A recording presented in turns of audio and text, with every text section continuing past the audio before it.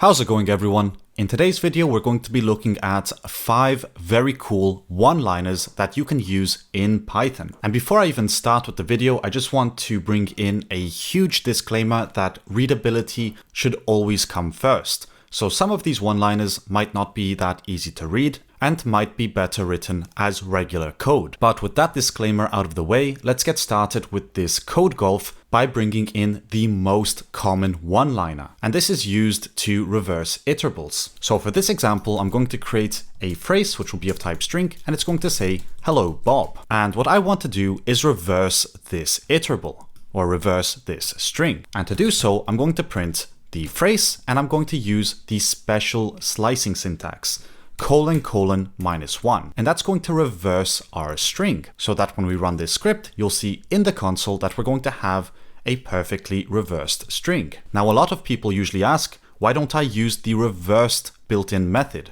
to actually reverse this iterable? Well, it works just fine. I mean, you can use that if you want, and we can print that. But what you're going to get back is a reversed object, which means that if you have a huge iterable and you want to reverse that iterable, it probably would be a better idea to create a memory efficient object from it. But for something as small as "Hello, Bob," I would just prioritize using the slice notation. Otherwise, you can do, let's say, quotation marks, join, and we will just join this reversed object, and we will get the exact same result. But personally, I think it's quite silly if we have to turn something such as a string or an iterable into a very memory efficient object just to flatten it immediately. Moving on to the second one-liner that you can use in Python. And for this example, I'm going to bring in a very simple function that checks whether a length of user input is valid. And the way we're checking that is by seeing whether the length of the user input that we provide is more than 10 characters. If it's more than 10 characters, we're going to return a yes case. Otherwise, we're going to return the no case. And I mean, obviously you can just return true and false, but sometimes you might have something else that you want to return. So we're going to pretend that that's not the case here. So let's look at how we can turn this into a one-liner using Python's in quotes Elvis operator. So I'm just going to comment this out. No! I put it as a dictionary entry because I always mess up that shortcut. Let's see, was it option? Damn it. Anyway, that's behind the scenes. So I'm going to comment that out so that we can recreate this. And I'm just going to copy the top part. So now we have the start of the function. And what we're going to do instead of all of this is return the yes case if the length of the user input is more than 10. Else we're going to return the no case. And it was as simple as that to convert this if-else statement into a one-liner without really affecting the readability. I mean, it still reads like English. Return this if this is true, otherwise return this. And in the case you did want to return a Boolean, you could make this even much more simple just by returning the length of the user input if it's greater than 10. And that will return the Boolean. Before we continue with the rest of the video, I just wanted to bring in today's sponsor, which is myself. A lot of you know me for my simple explanations when it comes to learning Python concepts, but I also offer premium courses which help you achieve a much more professional level of programming in Python much faster.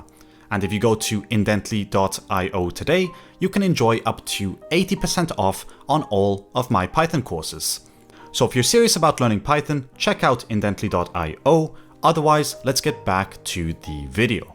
Up next, we're going to be looking at a one-liner that can flatten a list of any dimension. But first of all, I'm going to import from typing the callable type and the any type.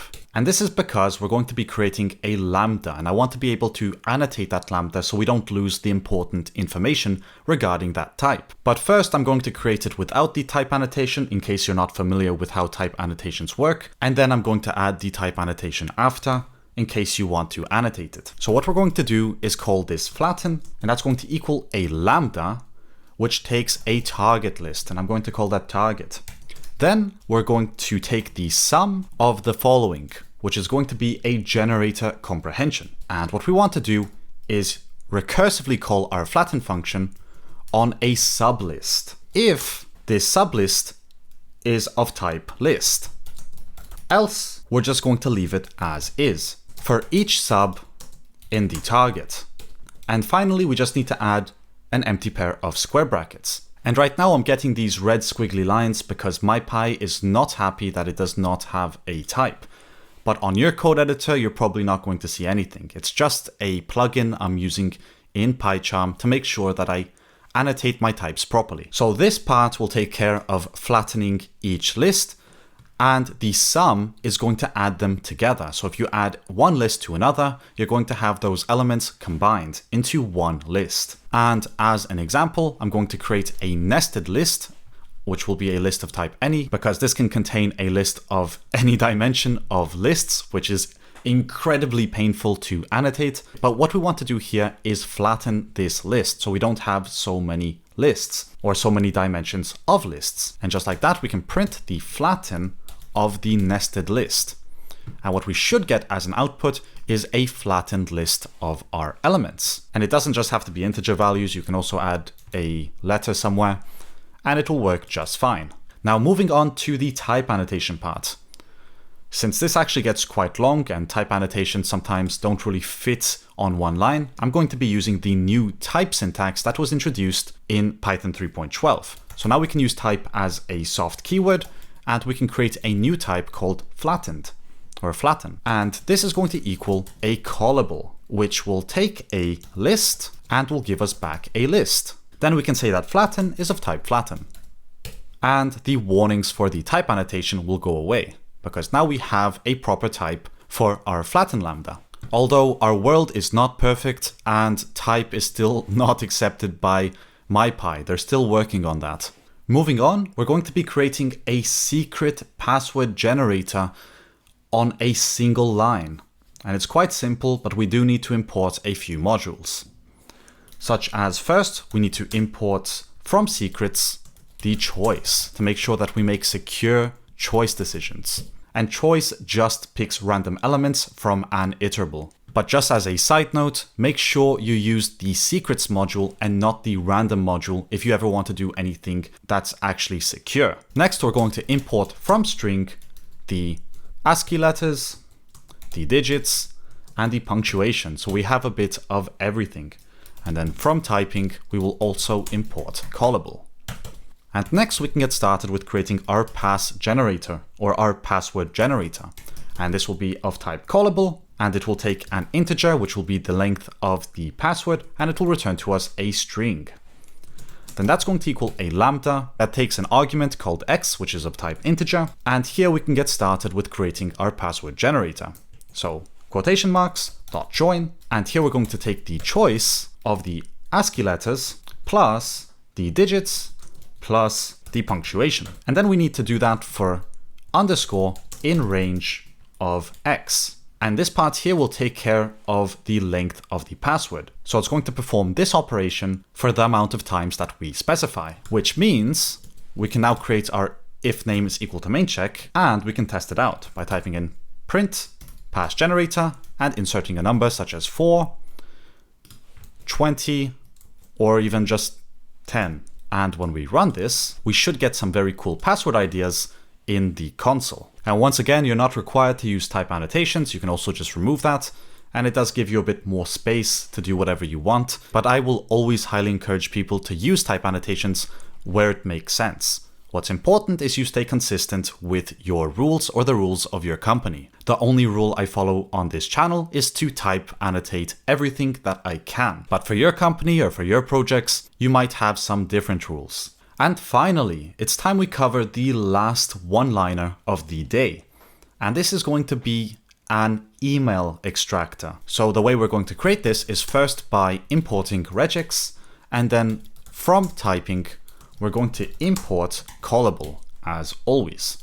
Now in this case, since you understand how it works now, I'm going to create a type called email. And that's going to equal a callable, which takes a string as an input, and that outputs a list of string. Now we can actually create our lambda function and annotate it properly. So get emails, which will be of type email, is going to equal this lambda here.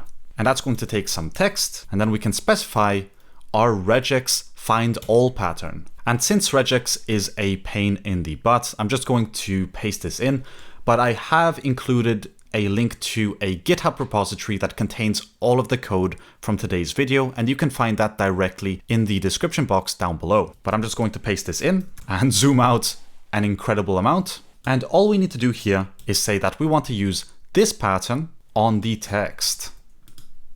And I guess I can zoom in again. I'm so bad with shortcuts.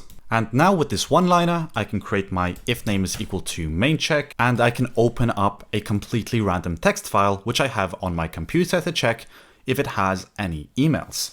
So with open text.txt as text, I'm going to create a variable that stores the information, so sample text of type string. Actually, I'm going to call this content. Yeah, content. That's a name. And that's going to equal text.read. And with that, we can print the get emails from that content. And now when we try to run this, what we should get back are all of the emails that were present inside that completely random text file. And I guess considering that a list might contain nothing, it would be much better to annotate this as an optional. So list of type string or none. In case there's nothing in it, at least we'll have the appropriate type annotation. And again, the reason I'm using this type syntax is because this would not fit on a single line. It actually goes past the line limit, which means we get another beautiful surprise if we format it. And I hate when this happens. I absolutely hate seeing line continuation. Maybe that's just me. Let me know what you think about line continuation in the comments down below. Usually I see that as a sign to just split up that functionality. But of course, you can also just remove the type annotation and it will stay nice and short. Anyways, that's actually all I wanted to cover in today's video. Do let me know in the comment section down below whether you have any one-liners that you enjoy using, because I'm sure there's a lot out there. But once again, I really want to stress that readability is much more important than this code golf. But yeah, as always, thanks for watching, and I'll see you guys in the next video.